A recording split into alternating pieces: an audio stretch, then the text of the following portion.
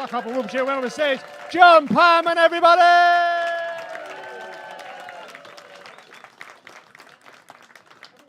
All right. Hey, it's an American. What's he doing here? Am I the only American here tonight?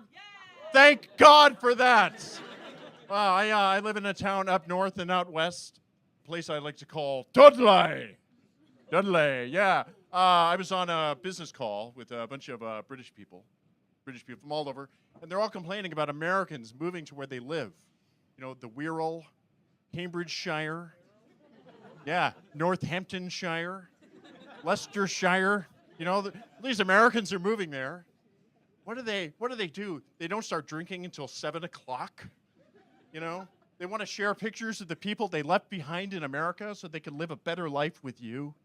You know, and I said, you know, I just don't have that problem. They said, oh, well, where do you live? I said, I live in Dudley. Their faces fell. You know, they got angry. They said, if you could live anywhere, why would you choose there? I said, well, no Americans. Actually, Dudley's a really nice place to live. We have all of the finest frozen food grocery stores of England. Iceland, farm foods, heron, you know? Yeah, it's like having a Waitrose in my town. Does anyone here want to save some money? Does anyone here want to save a lot of money? Always? Yeah, I have found an amazing way to save money. It's donate your body to science when you die. It's amazing. Unfortunately, you have to be 14 stone to do it. 14 stone, and there's nothing less fun than having to watch your weight when you die, right? And so, but I've recently I've done two things that are really amazing. One is I finally raised enough money to get British citizenship.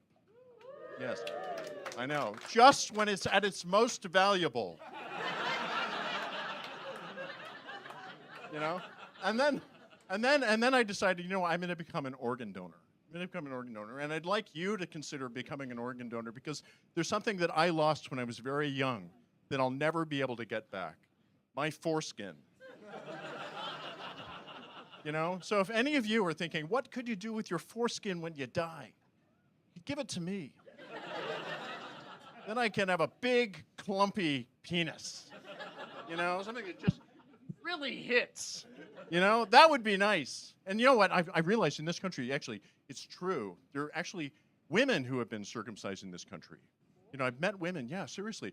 They went under the knife. They got told, you know, you removed your appendix. It does happen. So I'm thinking, you know, ladies, if you want to give something away, your clitoris could be used for a great purpose. And think about it. This is a great conversation you could have with your mother and father. Mom, Dad, think of the sexual pleasure you could give other people after you die. That could be wonderful. Does anyone know what cops and chocolate have in common? They'll both kill your dog. Yeah. I've actually found a great way to save money. I slag off the police on stage, and they audit me. You know? They went through 3 years of my accounts. It turns out the government owes me over 1,200 pounds. Yeah, it's great. It's great. Actually, it's really nice living in a country where cops don't have guns. You know, because every time I see a cop, I think, I can take him. Yeah, and sometimes I do. Actually, it was so hot this summer, I wanted to beat the heat, so I assaulted a police officer. I am running out of jokes, so I'm going to leave the stage. I'm John Parman. Have a great night!